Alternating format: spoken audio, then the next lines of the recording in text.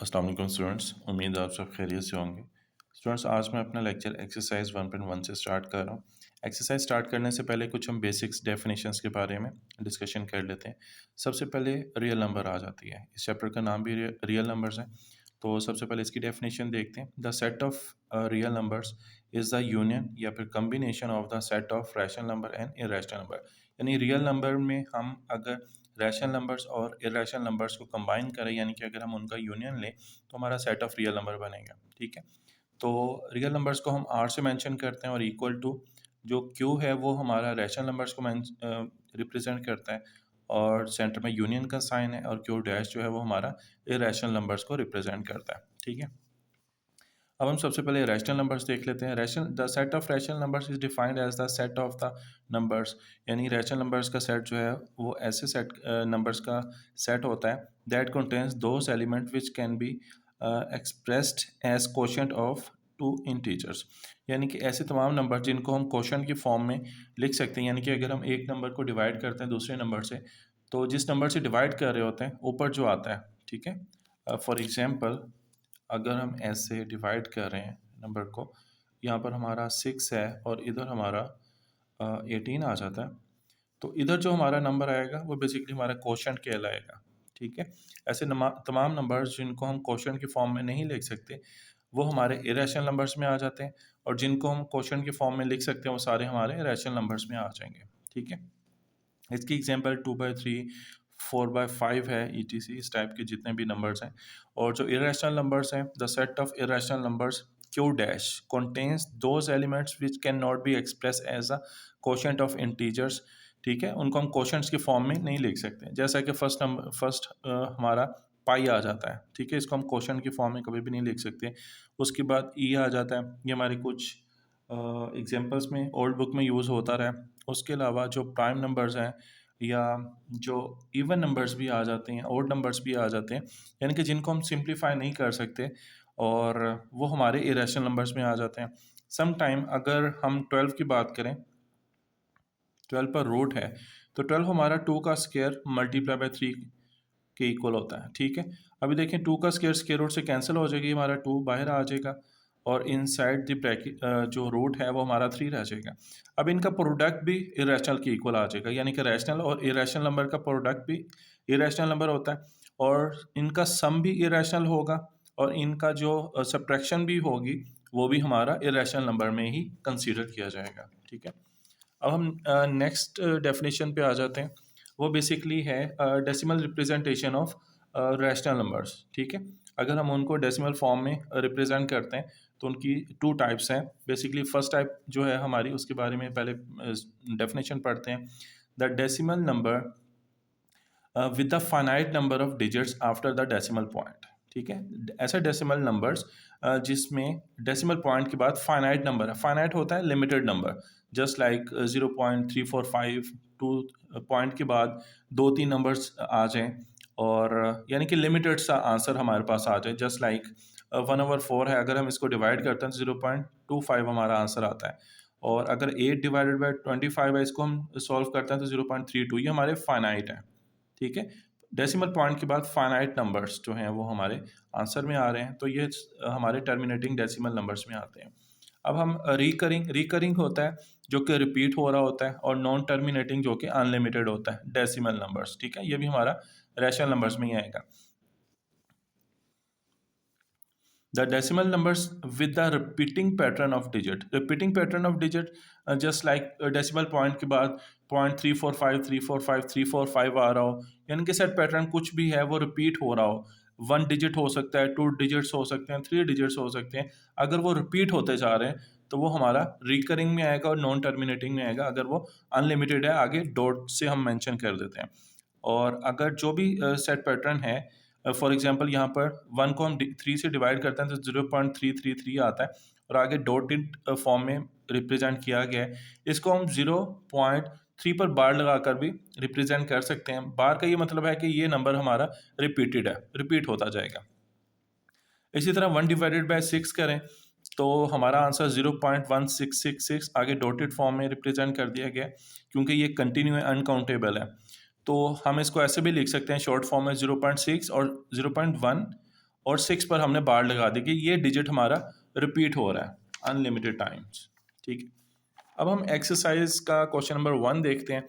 उसमें हमने rational numbers और इरेशनल नंबर्स को सेपरेट करना था। पहले स्टेटमेंट पढ़ते हैं, identify each of the following as are rational and irrational numbers. ठीक है, सबसे पहले रैशनल नंबर्स में मैंने 4 पार्ट्स लिख दिए जो कि रैशनल नंबर्स के थे, और इरेशनल नंबर में भी मैंने बाकी जो थे इरेशनल की फॉर्म है वो मैंने इधर मेंशन कर दिया।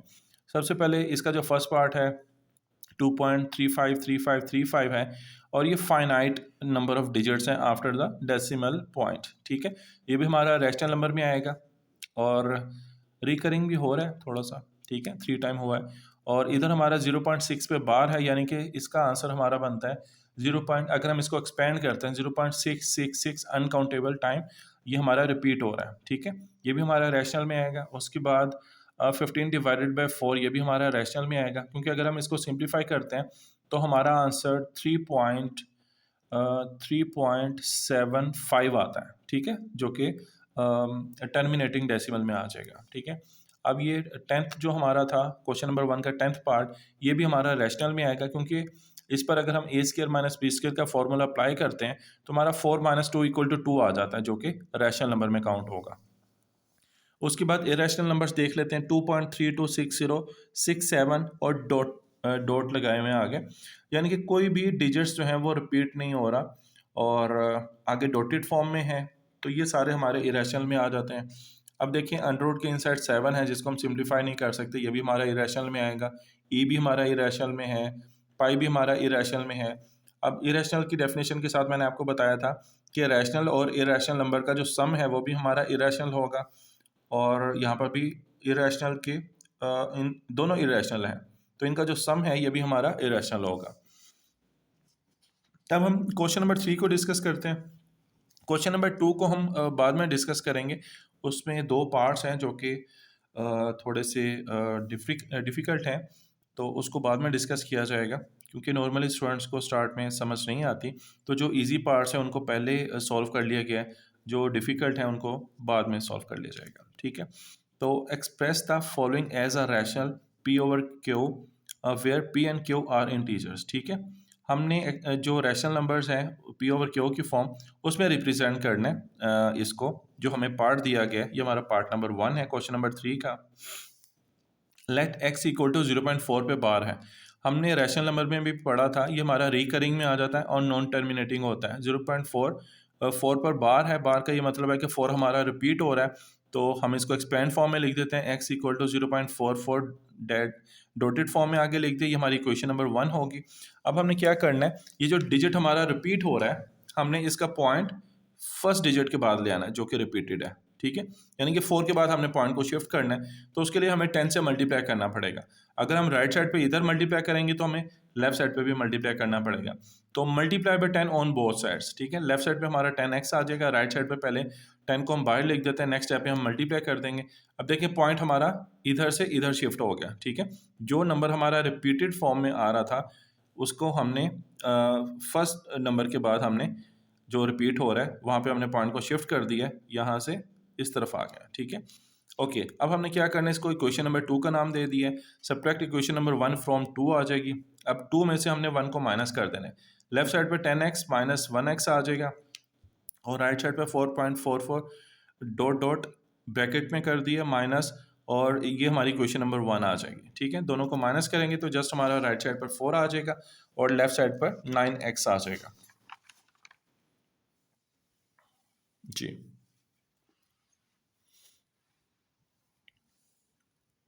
अभी देखिए लेफ्ट साइड पे हमारा 9x आ गया इक्वल टू 4 आ गया। 9 को हमने इक्वल के दूसरी तरफ ले जाना है, ये हमारा 4/9 की इक्वल आ जाएगा। x को हमने लेट किया हुआ था इक्वल टू 0.4 पे बार है। ठीक है, तो ये हमारा आंसर, हमने इसको रिकरिंग से रैशनल नंबर में कन्वर्ट कर दिया। ठीक है, simple rational number P over q की फॉर्म में, क्योंकि इस क्वेश्चन की रिक्वायरमेंट थी कि हमने जो रैशनल नंबर है पी ओवर क्यू की फॉर्म उसमें कन्वर्ट करना था। अब नेक्स्ट हमारा 0.37 है, डबल डिजिट आ रहा है, तो इसको हम 100 से मल्टीप्लाई करेंगे। ठीक है, ताकि हमारा पॉइंट जो है वो 37 फर्स्ट 37 के बाद आ जाए, यानी यहाँ पे आ जाए। ठीक है, सेम मेथड है, सबसे पहले हमने लेट कर लेना x इक्वल टू 0.37 पे बार है। अब हमने क्या करना है, इसको एक्सपेंड फॉर्म में लिख देंगे 3 7 3 7, आप 2 टाइम भी लिख सकते हैं, आगे डॉट लगा दें, ये हमारी इक्वेशन नंबर 1 आ जाएगी। उसके बाद हमने इस पॉइंट को इधर फर्स्ट 3 7 के बाद यहाँ पे शिफ्ट करना है, तो हमें 100 से मल्टीप्लाई करना पड़ेगा। तो multiply by 100 on both sides पे हम 100 से मल्टीप्लाई कर देंगे। तो लेफ्ट साइड पे हमारा 100x equal to 100 multiply by 0.3737 आ जाएगा, ये हमारी इक्वेशन नंबर 2 बनेगी। नेक्स्ट स्टेप में 100x आ जाएगा लेफ्ट साइड पे, और राइट साइड पे पॉइंट हमारा 37 के बाद शिफ्ट हो गया यहाँ पे, ठीक है। और 3737 आगे डॉटेड फॉर्म में हमने इसको रिप्रेजेंट कर दी, ये हमारी इक्वेशन नंबर 2 आ जाएगी। अब हमने equation subtract equation number 1 from 2 कर देना है, ठीक है। 2 में से 1 को माइनस कर देंगे, 2 हमारी बड़ी इक्वेशन बन रही है, इसमें वैल्यूज़ बड़ी हैं। 37.3737 डॉटेड फॉर्म में इसको रिप्रेजेंट किया है, सेंटर में माइनस का साइन है, और ये हमारी इक्वेशन नंबर 1 की राइट हैंड साइड आ गई है। और लेफ्ट साइड पे 100x माइनस 1x आ जाएगा, ये हमारा 99x आ जाएगा। और राइट साइड पर पॉइंट के बाद वाले जो डिजिट्स हैं ये हमारे माइनस हो जाएंगे, जस्ट हमारे पास 37 रह जाएगा, ठीक है। तो 99x इक्वल टू 37 आ जाएगा, 99 उधर जाकर डिवाइड हो जाएगा। बेसिकली हमने x की वैल्यू फाइंड आउट करनी थी, और x हमारा इक्वल टू 0.37 पे बार है, इसकी इक्वल है, ठीक है। ये हमारा रैशनल नंबर में कन्वर्ट हो गया, और वापस हमने जो लेट किया हुआ था 0.37 पे बार, हमने वापस वैल्यू पुट कर दी है, और ये हमारा rational number p over q की फॉर्म में कन्वर्ट हो गया रिकरिंग से। पार्ट नंबर 3 पे आ जाते हैं। पार्ट नंबर 3 में भी डबल डिजिट आ गया, और उस पर बार है 0.21 पे बार आ रही है, यानी कि 21 हमारा रिपीट हो रहा है। तो सबसे पहले सोल्यूशन है, लेट x इक्वल टू 0.21 पे बार आ गई, हमने इसको x की को लेट कर लिया, और इसको हमने एक्सपेंड फॉर्म में लिख लिया, ये हमारी इक्वेशन नंबर 1 आ जाएगी। इसमें भी हमने जो पॉइंट है उसको 2 1 के बाद शिफ्ट कर देना है, ठीक है। फर्स्ट जो रिपीटेड पैटर्न है उसके बाद हमने यहाँ पे शिफ्ट कर देना है, उसके लिए हमें 100 से मल्टीप्लाई करना पड़ेगा। मल्टीप्लाई पे 100 ऑन बोथ साइड्स आ जाएगा, लेफ्ट साइड पे 100x आ जाएगा, राइट साइड पे सबसे पहले हमने 100 को बाहर लिख दिया, और उसके बाद जब मल्टीप्लाई करेंगे तो पॉइंट हमारा इधर से 21 के बाद आ जाएगा, 21.2121 डॉटेड फॉर्म में लिख दिया हमने, और ये हमारी इक्वेशन नंबर 2 आ जाएगी। Subtract equation number 1 from 2, again वही स्टेटमेंट आ गई। लेफ्ट साइड पे हमारा 100x माइनस 1x आ जाएगा, और राइट साइड पर इक्वेशन 2 की राइट हैंड साइड है, सेंटर में माइनस का साइन, और इक्वेशन 1 की राइट हैंड साइड आ गई, ठीक है। तो पॉइंट के बाद वाले डिजिट्स हमारे माइनस हो जाएंगे, तो हमारा राइट साइड पे आंसर 21 आ जाएगा, और लेफ्ट साइड पे 99x आ जाएगा। उसी तरह हमने 99 को इक्वल की दूसरी तरफ ले जाना है, डिवाइड हो जाएगा, 21/99 आ जाएगा, और x की जगह पर हमने 0.21 जो कि लेट किया हुआ था, x को हमने वापस पुट कर देना है। तो ये हमारा आंसर आ गया। आप इसको भी एज आंसर लिख सकते हैं, और इसको भी आंसर लिख सकते हैं, ठीक है। अब हम क्वेश्चन नंबर 4 को देख लेते हैं। इसमें जस्ट हमने बताना है कि कौन कौन सी प्रॉपर्टीज़ अप्लाई हो रही हैं। Name the property use in the following, ठीक है। सबसे पहले a+4 है, और इक्वल के बाय +b आ रहा है, यानी कि इसमें 3 टर्म्स यूज़ हो रही हैं, सेंटर में प्लस का साइन है। तो ये हमारा अगर देखा जाए तो एसोसिएटेड प्रॉपर्टी बनती है। अगर 2 टर्म्स यूज़ हो रही हैं और सेंटर में प्लस का साइन है, और राइट साइड पर देखें तो उन्हीं को आगे पीछे करके लिखा हुआ, यानी कि a+b इक्वल टू b+a, वो हमारी कम्यूटेटिव हो जाती है। इसमें 3 टर्म्स यूज़ हो रही हैं, a+b, और इसको ब्रैकेट में कर दिए, +c हमारा बाहर आ गया।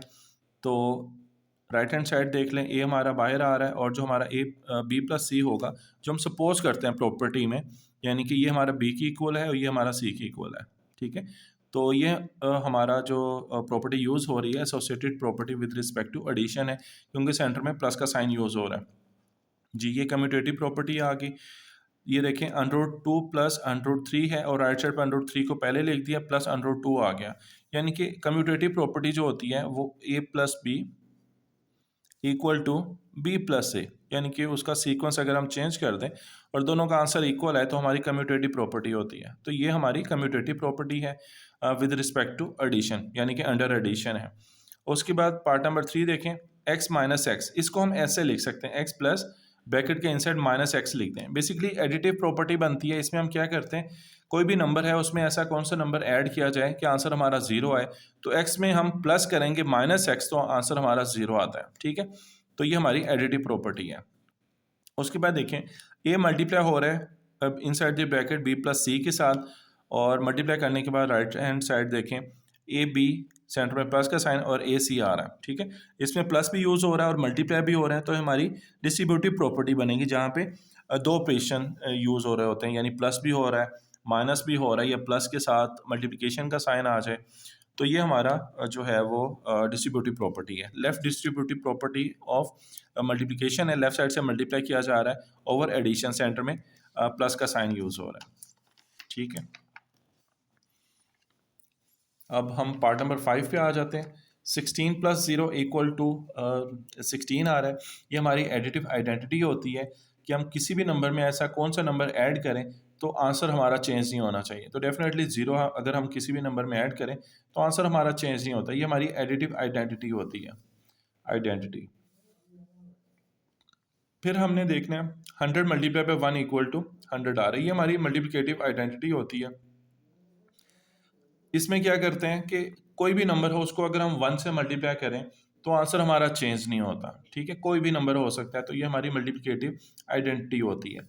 उसके बाद देखें जो हमने एसोसिएटिव प्रॉपर्टी अंडर एडिशन की थी, सेम वैसे ही ये प्रॉपर्टी है, लेकिन सेंटर में मल्टीप्लिकेशन का साइन आ रहा है, तो ये हमारी associative property with respect to multiplication आ जाएगी। ये बाय मिस्टेक यहाँ पे पार्ट नंबर 8 लिख दिया गया, ठीक है।